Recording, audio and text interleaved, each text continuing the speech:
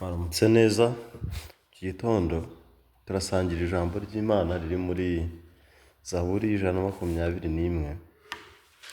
Zaburi ijana na makumyabiri n'imwe, nduburira amaso yanjye ku misozi, gutabarwa kwanjye kuva he?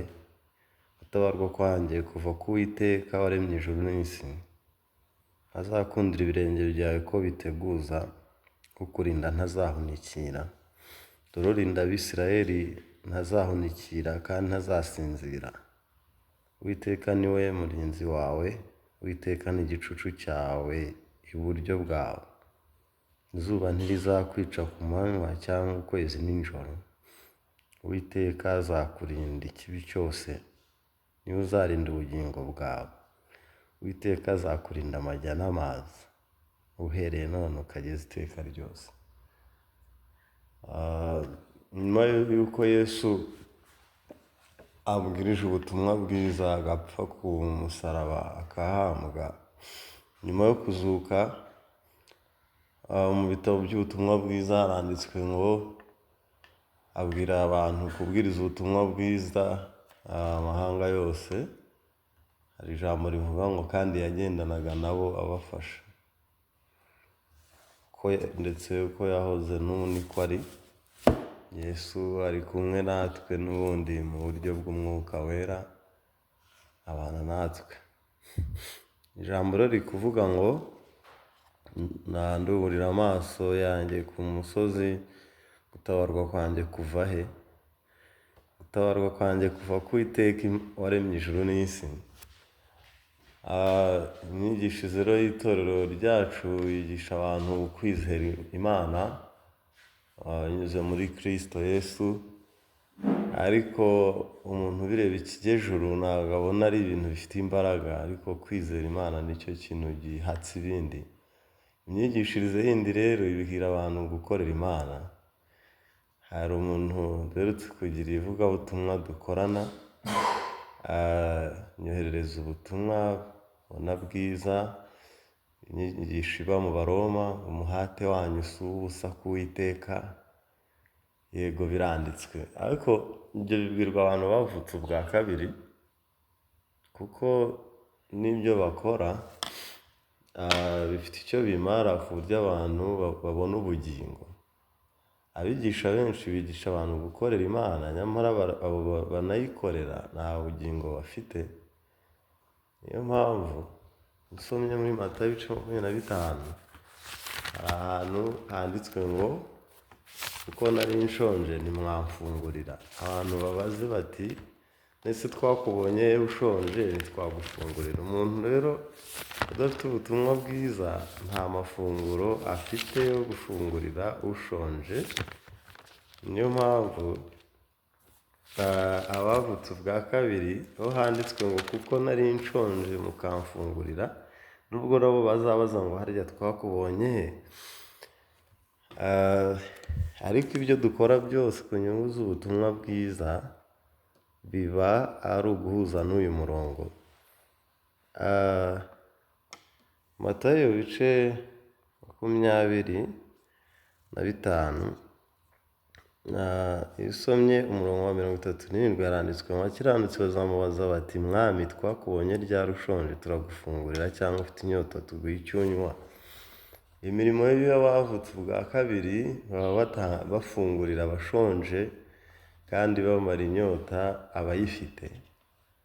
Imyigishirize yacu ihora ishinga agati ku kwizera. Ese kubera iki ubundi tuba twigishwa ukwizera? Ni uko ntako dufite. Ikindi ni uko abantu ibisanzwe tuvugisha ukuri guhari, ntabwo iyo ugize ikibazo ntabwo ikintu cya mbere uhita utekereza ari ukwizera Imana. Utekereza uti nta muntu waba amfitiye umutima anyumva ku buryo namubwira iki kintu kandi agifitiye ubushobozi ngo akimfashe. Mu by'ukuri ntabwo ibyo ari byo Imana ibishaka mbere na mbere, nubwo nabyo atari na bibi. Muri Yeremiya haranditswe ngo havumwe umuntu wiringira undi muntu akishima amaboko ye mu mutima we akimura Uwiteka. Urumva Imana ishaka iki? Umutima yacu Uwiteka aganze, nk'ubu wavuga uti nkeneye uzi iby'amategeko nkamfashe muri ibi, yego nibyo Imana nta ikoresha abantu birumvikana. Nubwo wavuga uti nkeneye umuntu uzi iby'ubuvuzi by'ubuzima mfashe muri ibi, nkeneye umuntu uri bunyobore muri yego, ariko ibyo bijye biza nyuma wabanje kwimika Uwiteka, ngo mu mutima we akimura Uwiteka.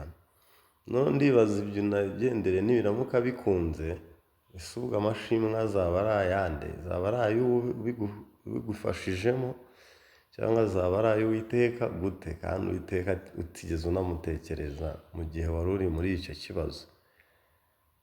Kandi mu buzima tubaho niwigarukamo, nakoreye perimi nsinzwe bwa mbere, umuntu w'inshuti yanjye ahita ambwira ati kandi buriya hari ukuntu nakwereka byakorohera, nziranye n'umuntu wabigufasha. Nahise numva ibyo ashaka kuvuga, nanze kumubabaza, nanjye kumubwira nti wowe ko wumva uziranye n'abafasha abantu kuzibona, ufite iyi ko ntayo ugira. Nicyo nahise ntekereza, nifata kukimubwira. Navuze oya, ibintu byose twigishijwe kubisaba Uwiteka.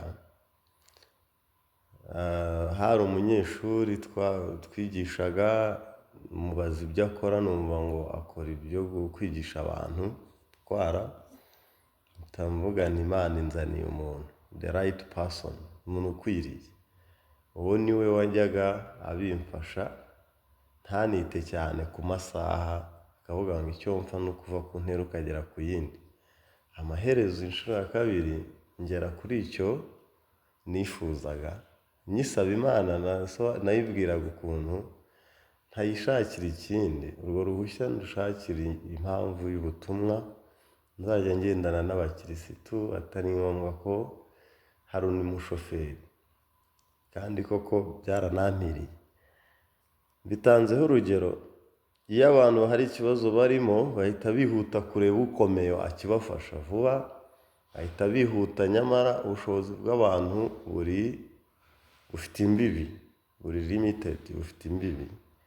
None Dawidi nawe ati nduburira amaso yanjye ku misozi, gutabarwa kwanjye kwava he? Atanze n'igisubizo ati gutabarwa kwanjye kuva ku Uwiteka waremye ijuru n'isi. Imana mbere y'uko iturema ku munsi wa gatandatu yari yararemye ibi byose tubona.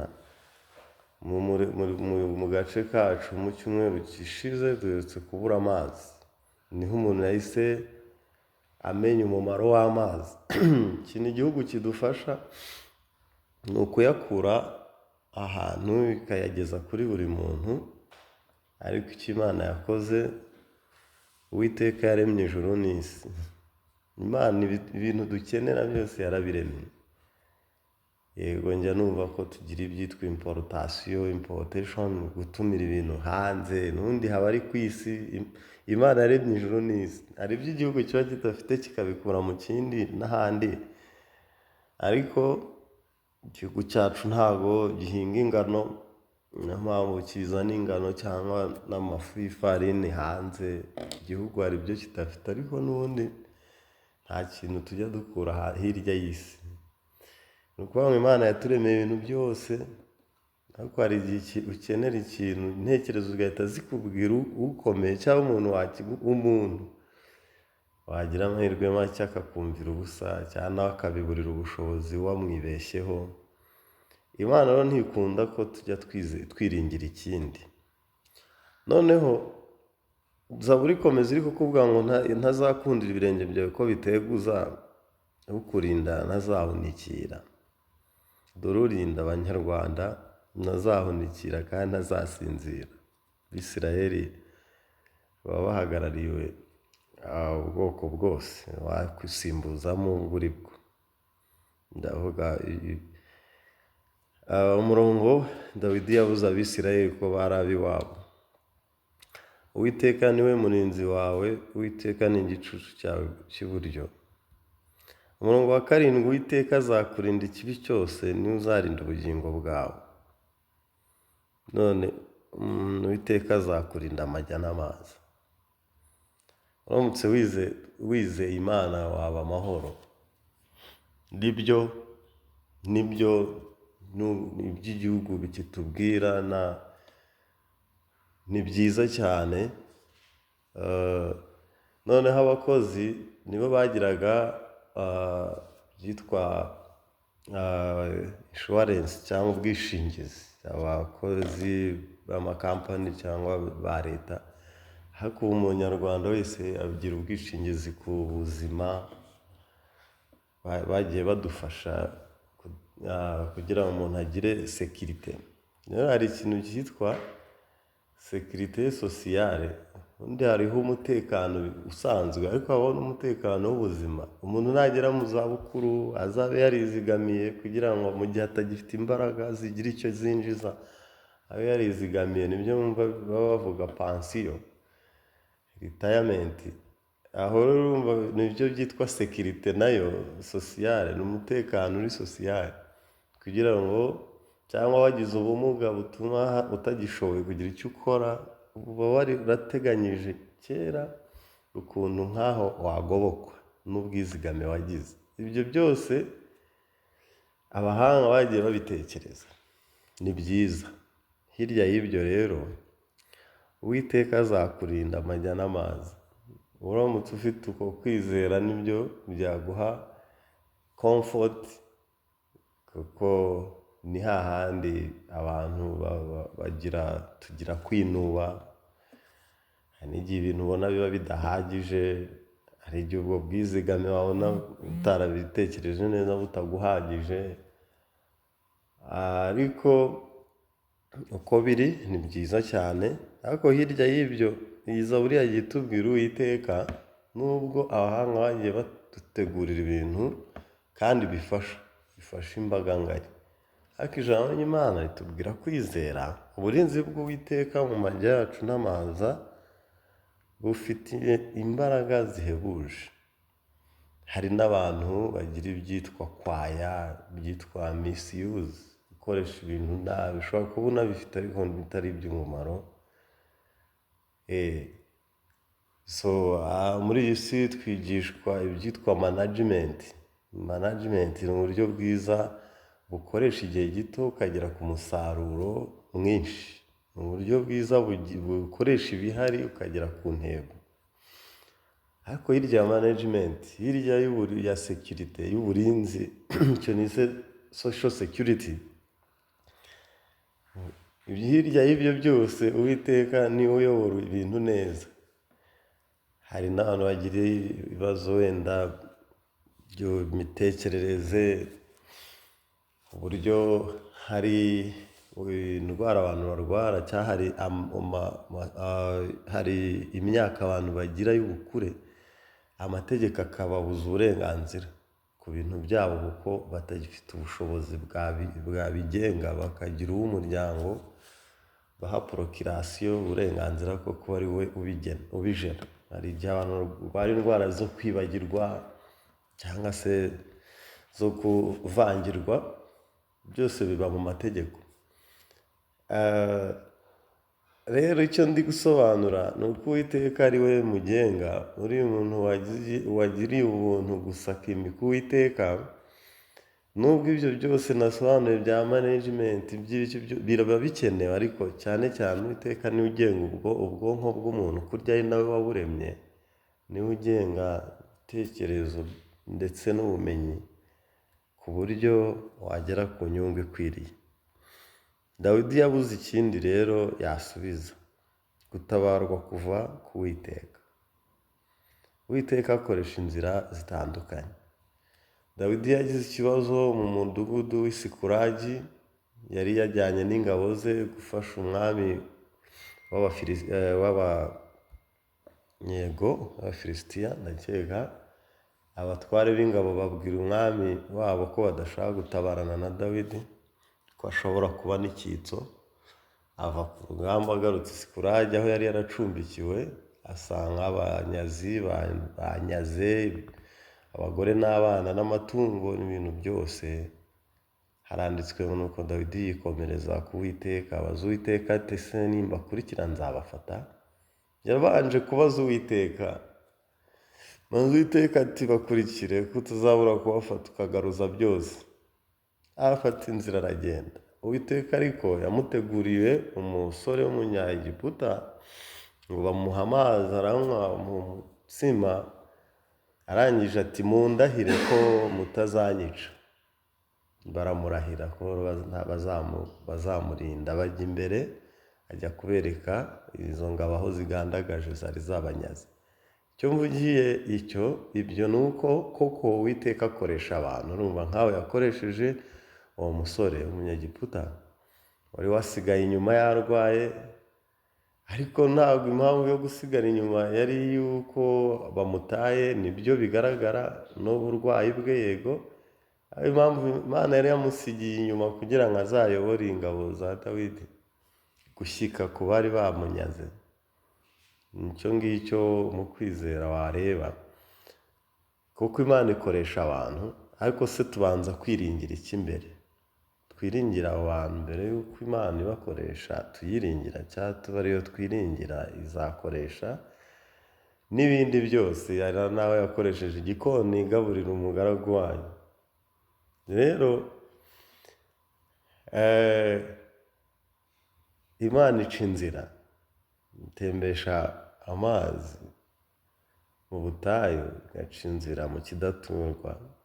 Dawidi rero yararanganije amaso abona igisubizo ari iki. Niyo mpamvu Imana yanamukundaga, ngo mbonye Dawidi mwene Yesayi ufite umutima umeze nk'uko nshaka, azakora ibyo nshaka byose. Muri ya Matayo rero nakomojeho hari ahantu handitswe ngo yego mugaragu ukiranuka wakiranutse muri bike, nzakwegurira byinshi. Bisobanura ngo iyo wizeye Imana ikwegurira n'ubuhamya bugari. Iyo ugiye uyishidikanyaho, niyo ya Yeremiya ibice 17 haranditswe ngo ikintu kinera ubwoba umuntu utizeye Uwiteka ngo icyiza kije ngo ntakibona. Abantu batizera Imana amashimwe yabo aba ari ntayo, nubwo ibyo twe tubona tugashima babikuba inshuro 100 baba bumva nta cyabaye. Niyo mpamvu rero kwizera Imana biranaryoha, bituma umuntu ahora mu mashimwe. Twigeze kuba dusoje igiterane turi gusangira, umuntu umwe yanga isombe. Ku mupasiteri mukuru twari kumwe ntabwo yamukundiye, yaramubwiye ngo ukwiye kwakira ibintu byose ushima. N'uwabiguteguriye yashimaga Imana, yabiteguriye abagaragu b'Imana yishimye. Amaze kuyirya aramubaza ngo ubwo se wabaye iki? Ngo ntacyo. Wakabimenya, ujye uhora ushimira ibintu byose. Hari abantu rero bari selective, batoranya no mu buzima busanzwe ari byo bashima n'ibyo badashima. Ariko handitswe ngo iki? Mu bibaho byose. Ntabwo handitswe muri bike, muri bimwe. Ni muri byose tujye dushima. Aha rero muri Yeremiya ibice 17 ikintu Imana yanga haranditswe ngo umurongo wa 5, ko niko Uwiteka avuga ati havumwe umuntu wiringiye undi muntu akishima amaboko ye mu mutima we akimura Uwiteka. Ubu guhinduye iki cyanditswe, haranditswe ngo umugisha uri ku muntu wiringira wimika Uwiteka, ntagire ikindi yimika, ntagire abandi yimika, kandi wihereyeho ko turi abami, tuba turi abami b'imitima yacu. Hari imvugo abarokore bajya bavuga batajya batekerezaho cyane. Nakiriye Yesu umwami. Iyo umwami aganje nta kindi kivuga. Abaririmbyi numva baririmba nk'amajwi yose ntaceceke. Ubwo hari ijwi ry'Uwiteka ariryo riba rauda rivuge. Hakora tugira amajwi menshi. Rero ati nakiriye umwami. Umuntu wakiriye umwami wanumva ko pfora. Umwami niwe uvuga gusa, umwami ahubwo ugasanga n'ubundi agengwa n'ibyo atekereza. Ejo twize inyigisho yo kwihana. Handitswe umunyabyaha nareka inzira ze ukiranirwa areka ibyo yibwira agarukire Uwiteka. None niba ugiye kugaruka ku Uwiteka, ugomba kugendera ku byo Uwiteka yibwira. Ugomba kugendera ku byo Uwiteka yibwira. Rero Bibiliya irahambaye. Hari aho bahanuzaga ku muhanuzi akabwira umwami ngo wiha amaboko y'umwanzi. Kumva umwami, kubera umwami wese n'ingabo zose ziba zumva ibyo bintu ari ubugwari. Hako n'umuhanuzi, hari aho bagandiye umuhanuzi ntibabyemera, barabica barabamara. Kandi iyo biha amaboko y'umwanzi bari kuba amahoro. Hakabaho ari ibintu byitwa diplomasi no mu bihugu. Hari ukuntu mujya mu biganiro mukareka intambara. Rero hanyuma umuntu umwe ati, bati kuki udakunda uriya muhanuzi? Ati nuko ampanurira ibyo ndashaka. N'ubundi yajyaga guhanuza afite uko abishaka. Nibyo biva muri Bibiliya gusa. Namani nawe yashakaga gukira, yari afite ibibembe, yari abembye. Ageza mu rugo rwa Elisa amutumaho umugaragu ngo jya muri Yorodani wibiremo 7 urahumanuka. Ahita atangira kwivumagura. Niyo mpamvu birivuga ngo umunyabyaha ntareke inzira ze, ukiranirwa areka ibyo yibwira agarukire Uwiteka. Erega ibyo nibwira si byo mwibwira, kandi inzira zanjye si zimwe n'izanyu, ni ko Uwiteka avuga. Icyo kintu nicyo cyitwa kwihana. Namani rero yahise yivumagura ati, mbese inzuzi zo z'iwacu Abama na Fapa ntiziruta ubwiza amazi y'Isirayeli? Sinaziyuhagiramo ngo mumanuke? None se wajyagahe? Ikindi nahoze ngira ngo arasohoka takambira izina ry'Uwiteka Imana ye, arembarembye ibiganza bye ku bibembe byanjye. Ibyo nyine nibyo wibwiraga, ariko ntabwo ari byo ubwiwe. Nibwo abagaragu be bamubwiraga batari ko databuja, ese umugaragu w'Imana yakubwira ibikomeye ntubikoze, nkanswe kwibira muri Yorodani ukahumanuka? Nibwo yihanaga. Icyo cyitwa kwihana. Areka ibyo yibwira, akurikira ibyo abwiwe n'Uwiteka, ajya muri Yorodani yiviramo 7 arahumanuka. Bibiliya ni igikihatse, ni ibyo gusa. Ni ijambo ry'Imana, si ryo bashyize imbere. Ese niba ijambo ribabwira ngo abo bavuga ngo twakiriye umwami, ijambo ry'umwami mbere na mbere hariho jambo, yahoranye n'Imana, kandi ijambo yari Imana. Mu byaremwe byose nta na kimwe kitaremwe nawe. Muri we harimo ubugingo, kandi ubwo bugingo bwari umucyo w'abantu. None ijambo riravuga ngo mwaruhagiwe, mwarejejwe, mwatsindishijwe n'umwuka w'Imana yacu mu izina ry'umwami Yesu. Ariko abantu bahora bajya kwiyeza, nyamara ngo bakiriye umwami. Gusa urumva umwami avuga muri bo, ahubwo niba amajwi yabo aganje gusa, nta n'ubwo umwami aganje mu mitima. Kandi wumva ijambo ribabwira ngo mwaruhagiwe, mwarejejwe, mwatsindishijwe n'umwuka w'Imana yacu mu izina ry'umwami Yesu. Wakabaye watura ibyo umwami akubwira, umwami Yesu. Mbese umwami avugira biri mu Baheburayo ngo kera Imana yavuganiraga natwe mu kanwa k'abahanuzi mu bihe byinshi, mu buryo bwinshi. Ariko none muri iki gihe ivuganira natwe mu kanwa k'umwana wayo, ari we yaremesheje isi. Nisobanura batwarira iki Bibiliya? Bibiliya kera byari imizingo y'ibitabo. Niko Yesu yavuze ngo niko byanditswe mu muzingo w'igitabo, niko byanditswe kuri jye.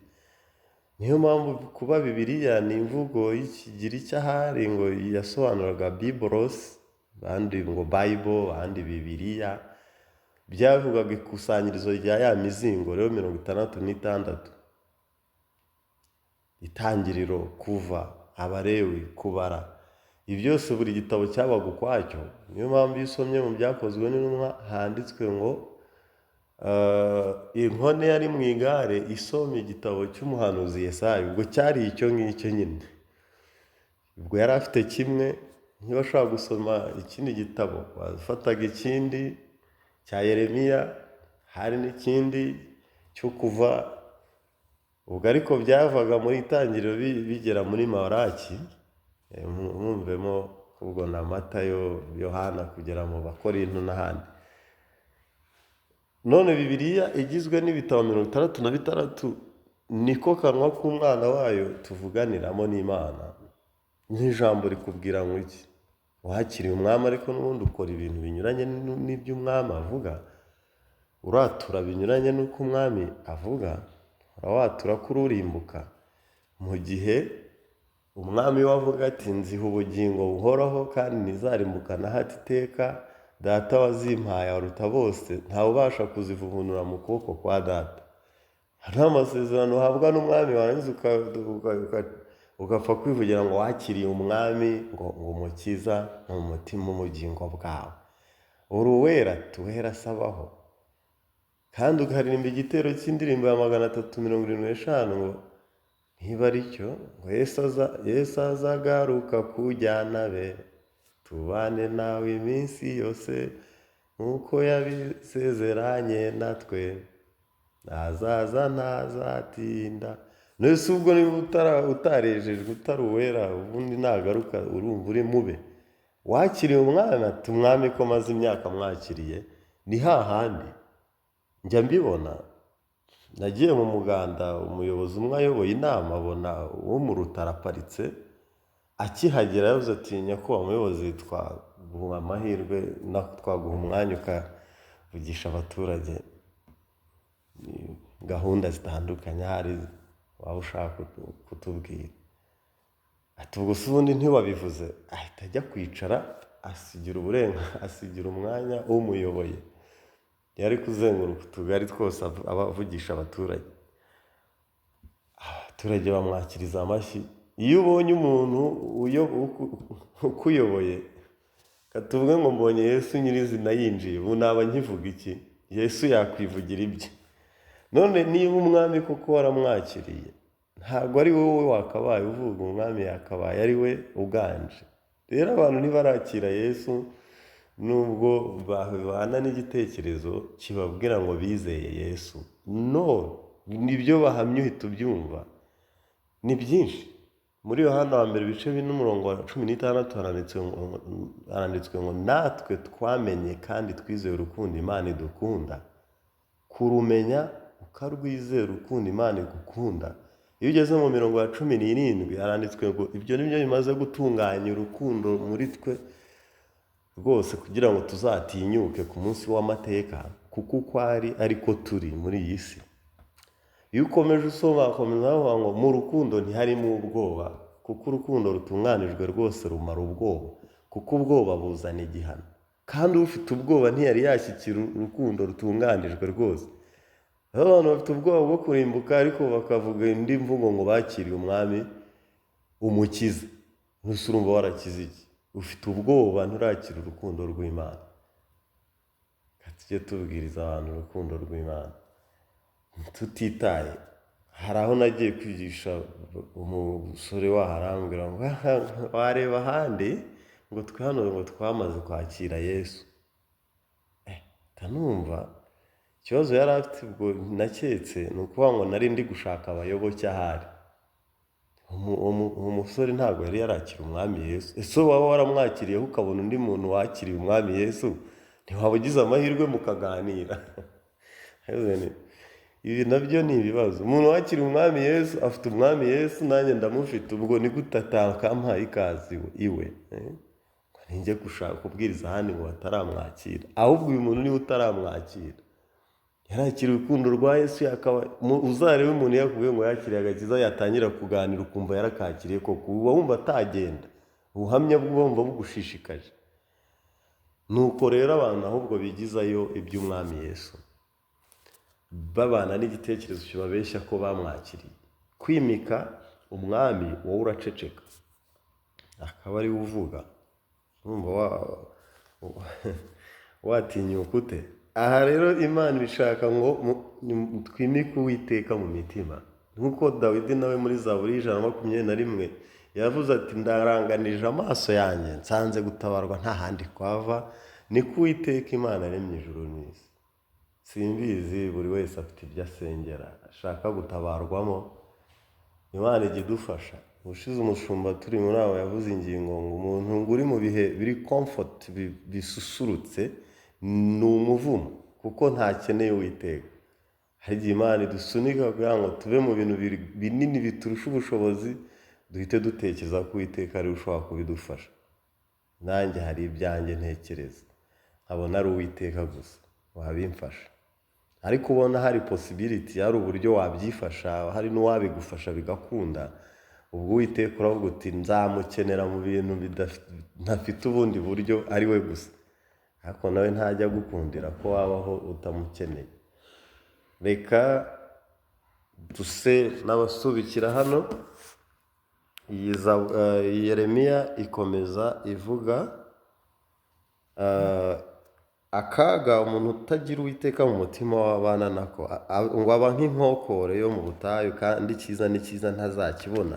Niyo mpamvu iyo mvugo, iryo jambo rituma ngira ubwoba, nkavuga ni umuntu n'ibyiza byinshi amaso y'abahumye kubibona nta mashimwe agira. Katwimike ijambo ry'Imana mu buzima bwacu. Data, mu izina rya Yesu tugushimiye kubana natwe umunsi ku wundi. Udukundire kwimika umwami mu mitima, kandi tugire amashimwe mu byo Uwiteka twemerera gusohoramo byose. Dukundire kubwiriza urukundo rw'Imana abandi banyotewe, kugira ngo nabo baba baraganwa natwe isezerano waduhaye. Nsenze nizeye izina rya Yesu. Amen.